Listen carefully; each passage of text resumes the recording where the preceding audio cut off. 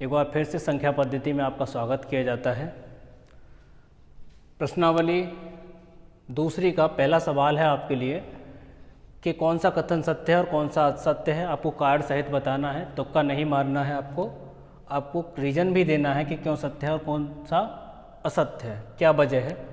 तो पहला सवाल देखते हैं क्या है कि प्रत्येक अपरिमेय संख्या एक वास्तविक संख्या होती है। पूछ रहा है कि जो अपरिमेय संख्या हैं वो वास्तविक संख्या होती हैं क्या सभी। तो देखते हैं कि क्या बात है। इससे रिलेटेड मैंने एक वीडियो डाला हुआ है, आपको लिंक आपको नीचे मिल जाएगा, आप देख लीजिए उसे भी। देखिए इसे आप कि प्रत्येक वास्तविक संख्या, देखिए वास्तविक संख्या को पता करते हैं पहले कि वास्तविक संख्याएं कौन सी होती हैं। तो शॉर्ट में समझ लीजिए, वास्तविक संख्या वे होती हैं जो परिमेय और अपरिमेय से मिलकर बनती हैं। अपरिमेय परिमेय कौन सी होती हैं? जो P/Q के रूप में लिखी होती हैं, जहाँ Q 0 के बराबर न हो। ठीक, ये बात P/Q के रूप में लिखी हो, Q 0 के बराबर न हो, तो उसे बोलेंगे हम परिमेय। अब देखिए आप इसमें जैसे 2/3 है, 3/4 है, क्या है ये? परिमेय है, क्योंकि बटे में भी लिखा हुआ है और इसका जो नीचे वाला हर है वो 0 के बराबर नहीं है। ठीक, यहाँ पर देखिए इसका अपोजिट है P/Q, ठीक, के रूप में इसे ना लिख सकें तो इसे कहेंगे अपरिमेय। जैसे आपको उदाहरण दें √2, √3, तो ये क्या है? अपरिमेय है, क्योंकि ये इस रूप में नहीं लिखे जा सकते। अगर इस रूप में नहीं लिखे जा सकते तो किस रूप में होंगे ये? इसका वैल्यू जैसे 1.41 होता है, इसका 1.71 होता है। ठीक, तो अब वो कह रहा है कि प्रत्येक अपरिमेय संख्या एक वास्तविक संख्या होती है। हाँ, होती है, क्योंकि वास्तविक संख्याएं परिमेय से और अपरिमेय से मिलकर बनी होती हैं। तो प्रत्येक परिमेय संख्या वास्तविक संख्या होगी। तो ये कथन आपका सत्य है। कैसा है आपका ये कथन? सत्य है, सत्य। ठीक, क्यों सत्य है आप इसका रीजन लिख लीजिए, क्योंकि प्रत्येक वास्तविक संख्या परिमेय संख्या से मिलकर बनी होती है। ठीक है, परिमेय और अपरिमेय संख्याओं से मिलकर बनी होती है, सिर्फ परिमेय से नहीं, परिमेय और अपरिमेय दोनों से मिलकर बनी होती है। ठीक, तो इसका मतलब ये हो गया, ये सत्य है। दूसरे की बात करते हैं हम। दूसरा आपका बोल रहा है कि प्रत्येक रेखा का प्रत्येक बिंदु, एक रेखा है, कोई एक रेखा है और जिस पर बिंदु बने हुए हैं।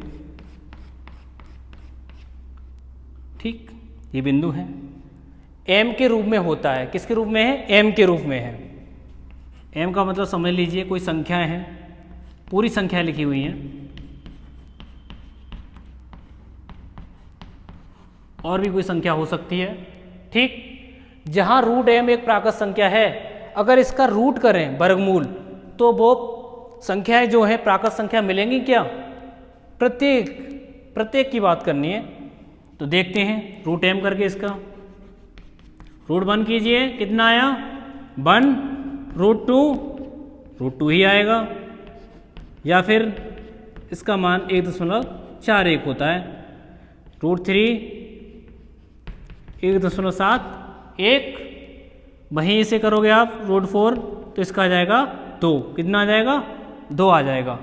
अब आप यहीं से देख रहे होगे कि हमें क्या प्राकृत संख्या मिल रही है? नहीं मिल रही, क्योंकि ये तो दशमलव में मिल रही है। किसमें? दशमलव में। तो प्रत्येक नहीं है, कुछ तो है, जैसे 1 है, ये 4 है, 2 मिल रहा है तो ये प्राकृतिक है, लेकिन प्रत्येक नहीं है। तो इसका मतलब क्या हुआ? ये असत्य है। असत्य क्यों है? क्योंकि प्रत्येक संख्या का वर्गमूल करने पर हमें प्राकृत संख्या प्राप्त नहीं होती है। तो ये कैसा रहा आपका? असत्य है। आइए चलते हैं अगले सवाल पर। क्या कह रहा है?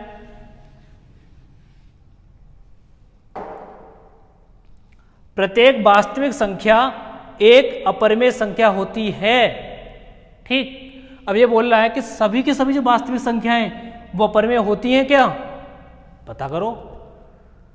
तो अब मालूम करते हैं। इसमें देखिए आप, जैसे वास्तविक संख्या है वो किससे मिलकर बनी होती हैं?